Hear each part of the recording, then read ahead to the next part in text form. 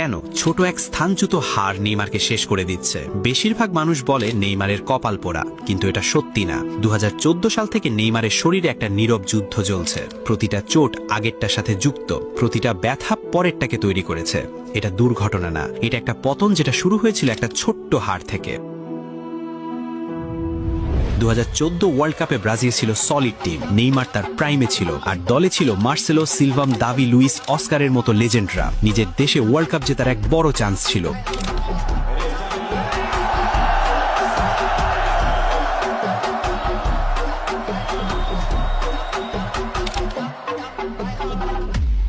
কিন্তু কলম্বিয়ার প্লেয়ারে জুনিগার হাঁটু দিয়ে নেইমারের মেরুদণ্ডে বাড়ি দেয়। দেখে মনে না হলেও নেইমারের মেরুদণ্ডের L3 হাড়টা ফেটে যায়। ডাক্তাররা বললেন আর 2 সেন্টিমিটার নিচে বাড়ি লাগলেই সারা জীবনের জন্য পঙ্গু হয়ে যেত।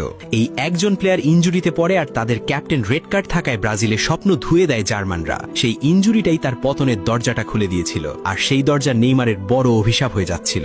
এই ইনজুরির পরে নেইমার তার শরীর নড়াচড়ার ধরন বদলে ফেলল। সেই ইনজুরির পরে পেলভিস সরে গেলে তার হ্যামস্ট্রিং বা পায়ের মাসেলের উপরে আরো বেশি চাপ আর বেশি কাজ করতে লাগলো, কারণ স্বাভাবিকভাবেই নেইমারের ভেতরে ভয় ছিল যেন কোমরে কোনোভাবেই আবারও চোট না পায়। তাই সে তার খেলার ধরন পাল্টে ফেলল। আগে যেখানে নেইমার বাম পাশের সাইডলাইনে তার স্পিড আর স্কিল নিয়ে খেলতো, সেখান থেকে ফিরে এসে সে এখন মাঠের মাঝখানে তার স্কিল আর ফুটবল আইকিউ দিয়ে খেলা শুরু করে। যেখানে আগে নেইমারকে জোরে দৌড়াতে হতো আর ডিফেন্ডার পেছন থেকে নেইমারকে তাড়া করত, সেই সুযোগ নেইমার বন্ধ করে দেয় যেন পেছন থেকে আবারও সেই একই জায়গায় আবারও চোট না পায়। যদিও বার্সেলোনায় 4 বছর থাকার সময় নেইমার ছোটখাটো ইনজুরিতে পড়েছিল, কিন্তু ক্যারিয়ারে তেমন কোনো সমস্যা হয়নি। নেইমারের খেলা দেখে পিএসজি 222 মিলিয়ন ইউরো দিয়ে তাকে কিনে নেয়, আর সেই পিএসজিতে থেকেই 2018 সালে গোড়ালি মোচকে ডান পায়ের পাতার হাড় ভেঙে ফেলে। এই ইনজুরি নেইমারের পতন শুরু করে, যার জন্য নেইমারকে এখন ড্রিবলিং এর জন্য ডান পায়ের থেকে বাম পায়ে বেশি ভর দিতে হয়। যদিও নেইমার ডান পায়ে, ইনজুরির জন্য সে বাম পা দিয়েও খেলা চালিয়ে যায়। 2018 ওয়ার্ল্ড কাপ খেলা থেকে বাদ পড়তে পারে এই ভয়ে সে বেশি বেশি পেইন কিলার নেওয়া শুরু করে।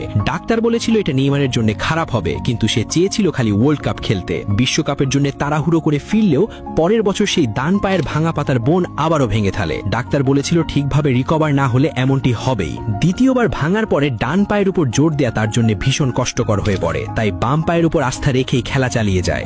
কিন্তু 2023 সালে উরুগুয়ের সাথে ম্যাচ খেলার সময় বাম পায়ে বেশি চাপ পড়ায় বাঁ হাঁটুই ভেঙে পড়ল। একজন ফুটবলার ACL ইনজুরি থেকে ফিরলেও সে একটা সুস্থ পা দিয়ে যেভাবে খেলতে পারত, সেইভাবে কি কোনোদিন একটা ভাঙা পা দিয়ে কি খেলা সম্ভব? এটা শুধু চোট ছিল না, এটা ছিল আমরা যে নেইমারকে চিনতাম তার কেরিয়ার শেষের শুরু।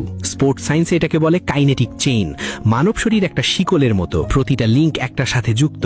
একটা অঙ্গে চোট লাগলে আরেকটা অঙ্গের উপরে সেটার প্রভাব পড়ে। নেইমারের সাথেও ঠিক এটাই হয়েছে। ডান পায়ের ব্যথার জন্য বাম পায়ে বেশি চাপ পড়ায় বাম হাঁটুই ভেঙে গেল।